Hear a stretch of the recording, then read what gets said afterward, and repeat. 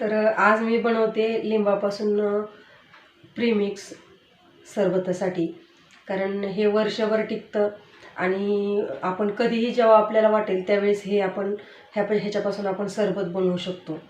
कारण आता सध्या उन्हाळा वाढलेला आहे, उन्हाळ्याचा कडाका जो आहे तो वाढत चाललेला आहे आणि घरातून सगळ्यांची लिंबू सरबतासाठी सारखी ऑर्डर येते.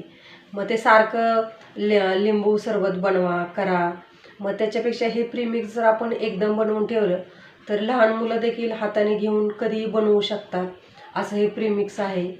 तर त्याच्यासाठी मी इथे लिंब वगैरे घेतलेत आणि मी दाखवते आता काय करते इथे तुम्हाला. तर इथं मी काही फ्रेश अशी लिंब घेतलेली आहेत, ही गावावरून आणलेत ताजी लिंब. आणि आता ह्याच्यापासून आपण हे लिंबू सरबताचं जे आहे ते प्रीमिक्स बनवणार आहोत. वर्षभर तरी हे टिकतं. तर कसं बनवायचं ते आता आपण पाहू. तर इथं माझी तयारी चालू आहे. त्याच्यासाठी इथं मी लिंबाचा रस काढण्यासाठी हे लिंब जे आहे ते असे हातावरती हे करून घेते. तर आता ही सर्व लिंब जे आहेत ते या पद्धतीने मी अशी फिरवून घेते, म्हणजे ह्याच्यातला रस जो आहे तो चांगल्या प्रकारे पटकन असा रस निघला जाईल. त्याच्यासाठी मी इथं लिंब सगळी अशी फिरवून घेणार आहे. काही झालेत माझे लिंब फिरवून आणि थोडीशी बाकी राहिलेत लिंब फिरवायची. पटकन होतं हे प्रीमिक्स, अगदी झटपट आपण करून ठेवलं की तयार होणारं हे प्रीमिक्स आहे लिंबू सरबताचं. तर हे सर्व राहिलेले लिंब मी अशीच फिरवून घेते. तर हे लिंबू सरबताचं प्रीमिक्स तयार करण्यासाठी इथं मी लिंब सर्व कट करून घेतलेले आहेत आणि आता ह्याच्यापासून आपण ज्यूस तयार करून घेऊ. प्रथम इथं मी ज्यूस जो आहे तो लिंबाचा पाडायला सुरुवात केलेली आहे आणि आता ह्या लिंबाचा आपण सर्व ज्यूस काढून घेऊ. आणि हे प्रीमिक्स जे आहेत हे लिंब स्वस्त आहेत तोपर्यंतच ह्याचा बनवून ठेवावं, म्हणजे आपल्याला वर्षभर कधीही हा लिंबू सरबत बनवता येतो आणि झटपट अशी ही तयार होणारी लिंबू सरबताची आपली रेसिपी तयार होते. तर आपण आता प्रथम हा सर्व लिंबाचा रस जो आहे तो काढून घेऊ आणि मग पुढची प्रोसेस पाहू आपण काय करायचं ते. आणि हा वर्षभर टिकतो, कधीही आपण बनवू शकतो लिंबू सरबत. आता आपण लिंबाचा रस जो काढून घेतलेला आहे तो गाळून घेऊ आणि वाटीने मोजून घेऊ किती भरतोय रस तो. तर इथं माझा 1 वाटी लिंबाचा रस भरलेला आहे.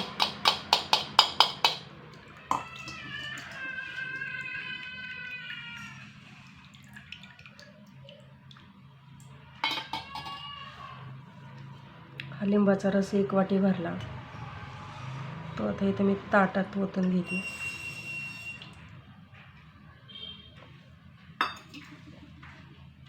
आता रस आपण जेवढ्या वाटीने मोजून घेतला होता तेवढ्याच वाटीने मोजून साखर आपण घेतलेली आहे इथं. आता इथंही मी ही 2 ते 2.5 किंवा 3 वाट्यापर्यंत साखर टाकून घ्यावी, कारण आपला रस 1 वाटी होता तर त्याच्यामध्ये 2.5 ते 3 वाट्या साखर टाकून घ्यायची. आता 1 वाटी टाकली मी ह्याच्यात.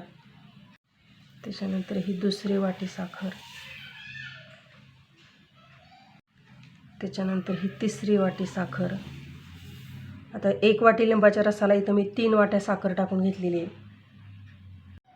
आता इथं 1 छोटा चमचा ह्याच्यामध्ये मीठ टाकून घ्यायचं. आता साखर ह्याच्यात टाकली की एकत्र चांगलं मिक्स करून घ्यावं.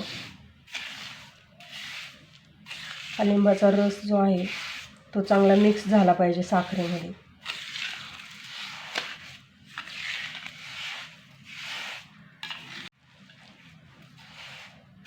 साखर चांगली अशी विरघळून द्यायची ह्याच्यामध्ये लिंबाच्या रसामध्ये. हे लिंबू सरबत तुम्ही कधीही बनवू शकता ह्याच्यापासून, ह्या प्रीमिक्सपासून. लहान मुलं देखील बनवू शकतात, कारण उन्हाळ्यात लिंब खूप महाग होतात. त्याच्यामुळे अगोदरच जर असं प्रीमिक्स आपण बनवून ठेवलं तर आपण ह्या उन्हाळ्यामध्ये कधीही लिंबू सरबत आपण झटकीपट असा बनवू शकतो. आणि आता हे असंच आपण झाकण सुकून द्यायचं चांगलं. ह्याच्यावरती काही झाकायचं असलं तर झाकायचं किंवा मग फॅनच्या हवेला सुकवलं तरी चालेल. एक 4 ते 5 दिवस आता हे सर्व मिश्रण जे आहे ते चांगलं सुकून द्यायचं. साखर जर बसत असेल तर आणखीन थोडीशी साखर ह्याच्यामध्ये घातली तरी चालेल.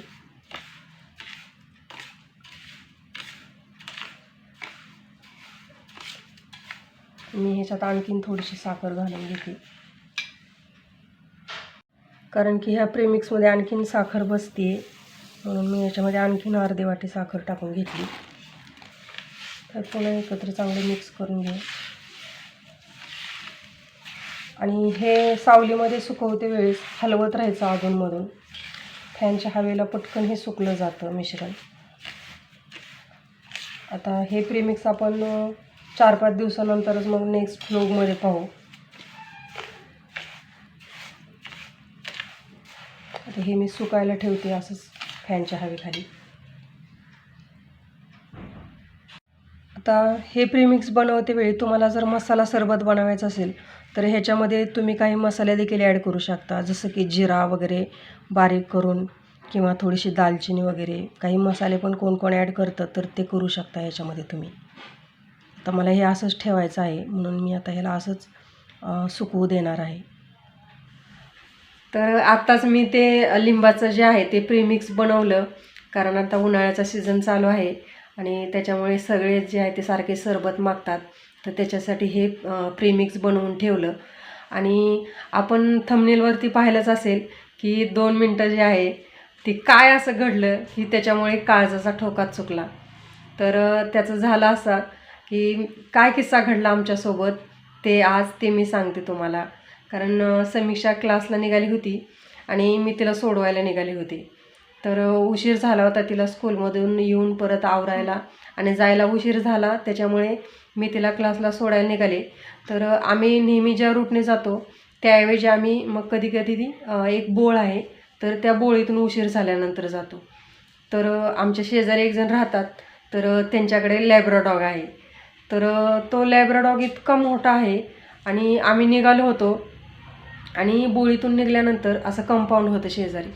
तर तो निघाल्यानंतर अचानक ते एवढं मोठं लॅब्राडॉग माझ्या एकदम चेहऱ्याच्या समोर, आणि ते इतके जोरात भुंकत होतं. ते इतकं घाबरल्यासारखं झालं की काय विचारायची सोय नाही. समीक्षा तर मम्मी करत धावत पळत सुटली, चल म्हणायला लागली, काय झालं का म्हणून विचारायला लागली. तर इतकं घाबरल्यासारखं झालं. ते कधी दुपारच्या वेळेला काय होतं, ते कुत्रं शक्यतो ते बांधलेलंच असतं पॅक केलेलं आतमध्ये, पण कधी दुपारच्या वेळेस त्याला जरा मोकळं सोडतात आणि त्याला जाळे आहे अशी कडणी. पण ते भिंतीच्या असं कंपाऊंड होतं, तर कंपाऊंडच्या आतून असं उडी मारून ते भुंकत होतं कुत्रं. आणि ते अचानक आम्ही बोळीतून निघाल्यानंतर ते अचानक समोर आलं कुत्रं, आणि एकदम माझ्या चेहऱ्याच्या समोर, आणि थोडीशीच तार अशी वरती आणि त्या तारेच्या तिथून. आता वाटायचं उडी मारतंय का काय आतमध्ये, आणि काय असं काही खरं नाही, असं इतकं घाबरल्यासारखं झालं. आणि ते इतकं मोठं लॅब्राडॉग आहे की काय त्याला पाहिलं तरी भीती वाटते, इतकं मोठं ते लॅब्राडॉग आहे. तर 2 मिनटं हा क्षण जो आहे तो काळजाचा ठोका चुकवण्यासारखा क्षण होता. इतकं आम्ही घाबरलो. समीक्षा तर त्याला पाहून तिला काय करावं काय सुचनाच, पळत सुटायला. पण समीक्षा पुढे होती आणि मी मागे होते, आणि समीक्षा थोडीशी अशी पुढच्या बाजूला गेली आणि मी मागे होते तिच्या. तर ते अचानक माझ्या समोर आलं. चावलं का? नाही, चावलं नाही, पण ते इतकं घाबरल्यासारखं झालं की काय विचारायची सोय नाही. खूप घाबरलो आम्ही. ते एवढं मोठं लॅब्राडॉग, आणि ते इतकं जोरात भुंकतं की त्याचा आवाज पण येतो कधी त्याचा भुंकलेला, आणि येता जाता सगळ्यांना भुंकत. हा, ते खूप डेंजर आहे. आणि ते बांधून असतं कुत्रं, त्याच्यामुळे ते जास्त कडक आहे. असं त्याला मोकळं जास्त शक्यतो सोडत नाहीत ते, आणि ते बांधून ते जास्त कडक झालेलं आहे कुत्रं. म्हणजे एकदम हिंस्र असं बनलेलं आहे कुत्रं. त्याच्यामुळे इतकी भीती वाटते त्या कुत्र्याची की आजचा क्षण पहिला टाइम आहे, दुसरा टाइम आहे. हा, दुसरा टाइम आहे. म्हणून म्हटलं की आज तुमच्याशी शेअर करावं. तुमच्यासोबत असं कधी घडलेलं आहे का असा किस्सा कधी? आणि आम्ही असं पण ठरवलं की आतापासून कधीच त्या गल्लीत नाही, कधीच नाही. तर असा घडला किस्सा असेल तुमच्यासोबत, म्हणजे कशाच्याही बाबतीत, तर असा काळजाचा ठोका चुकवणारा, तर जरूर कमेंटमध्ये सांगा. आजचा व्लॉग कसा वाटला ते देखील कमेंटमध्ये सांगा. आवडला असेल तर लाईक करा, शेअर करा आणि चॅनलला सबस्क्राईब करा असे छान व्लॉग पाहण्यासाठी. आणि कमेंट करत जावा. तुमच्या कमेंटने आम्हाला तुम्ही कुठून व्हिडिओ पाहताय ते देखील समजेल. म्हणून जरूर कमेंट करा. तुमच्या प्रतिक्रिया कमेंटमध्ये जरूर सांगा. भेटूयात पुन्हा एकदा अशा नवीन लोकसोबत. तोपर्यंत सर्वांना बाय बाय, टेक केअर. बरं.